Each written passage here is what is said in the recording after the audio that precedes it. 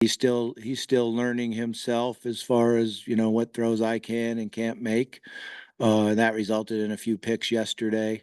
But you have to do that as a quarterback. And like I said, his ability to run and scramble and keep his eyes downfield is very good. And then looking at Carmona on the offensive line, just how much of a leader has he been there, and how big of a benefit has he been since he's come in?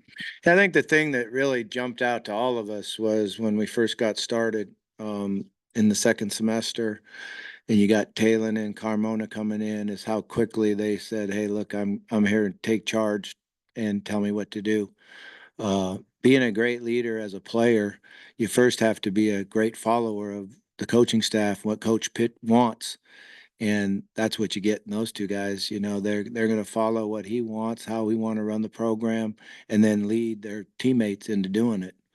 That's been tremendously impressive to me by both of them, just because they were so new. They didn't know anybody out there, but that's what their makeup was. That helped us come together quicker. Obviously, you never want injuries, but with Broden and Armstrong being banged up recently, I'm curious if any of the other receivers maybe took that as an opportunity to step up. Did anybody stand out to you? Yeah, there's a couple guys that have really stood out. Excuse me, Monte, or 30 something wide receiver. I think he turned 30. He just had a birthday. Turned 29. Oh, he'll be mad at me. Uh, but he's a lot of fun. He's big, strong guy. I think he's great around our players because he's been there. He played in the major leagues, and every time you meet somebody or the players meet somebody nowadays, the first thing they do is Google them, right, and look out and see them stealing a home run out in center field. So immediately, it's great credibility. But then he comes out and practices hard, catches a ball, runs good routes. He's definitely going to help us play a lot. Dozier's done a really nice job, and I'll probably leave somebody out, but just he broke his arm in the spring. Had to have it casted. Missed a lot of time in June. And it's been great to have him back out. It's a big body with great hands that understands the game of football and can make plays for us. Tesla has taken that as an opportunity to get more action, and I'm still learning Tesla a little bit, inside, outside. What are his best things? What does he do well? How do we get him on the matchups? And he's been impressive to me also. I'm trying to think who else I'm missing. We have Joffrey out there who is a really, really good player. He's got a lot to learn in the offense, but he's certainly going to stand out. Let me look here and see if I'm missing. Who else am I missing? Oh yeah, CJ. CJ's jumped in there, and CJ makes all kinds of plays. He's got unbelievable talent. He can run, catch, run after the catch. CJ just has to be able to fight through fatigue. And sometimes the older you get, the easier it is to fight through fatigue. But he just once he can do that, then he can play on the field a lot more than he can right now because he just gets fatigued and not used to having to concentrate and focus. And it's a lot harder than in high school. There's, just the amount of plays you have and the intensity.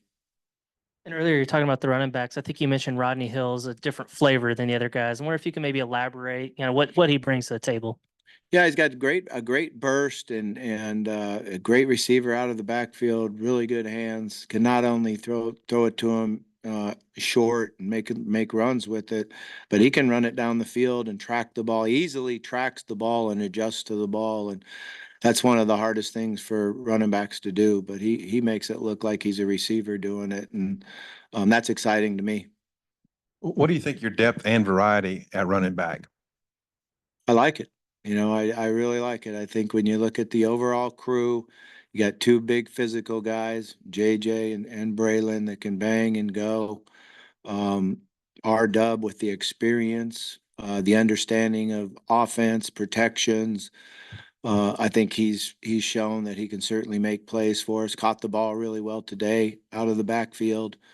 Rodney, like I said, kind of gives us a different flavor. And then Tyrell Reed, reminds me a little bit of DJ. He's got those size legs, that height. and speed. So his speed is starting to show up a lot more. Like I said, it just took him a while to understand, whoa, I have to work this hard in practice. And, there's sometimes when you go to junior college practices, you're wondering, how is he going to fit in? How is he going to do this? And he's actually made a great transition from week 1 to week 2 and knowing how to work hard, play hard, finish the play. You've always had a lot of like, I guess, mechanisms where like one of my favorite ones you would say is you think it's important to verbalize your goals. You would always say that to the players. Do you say that with them? And is there anything else that you've kind of come up with that Yeah, I don't, you're gonna have to be around a little bit. I'm not sure. I'm not remember sure. that? I do remember that because I do believe it. Yeah, it's stuck. with me. Yeah, my dad used to tell me that all the time. He said, if you're gonna have a goal, then you have to be courageous enough to announce it, so you can go out and get it. If you want to keep your goal to yourself, your chances of going and getting it aren't really good. And we used to do that as a team and as an offense. So yeah, we're not quite there yet, but we just started with our quarterbacks on working on that yesterday, or 2 days ago. So we're gonna get there. All right, thanks, guys.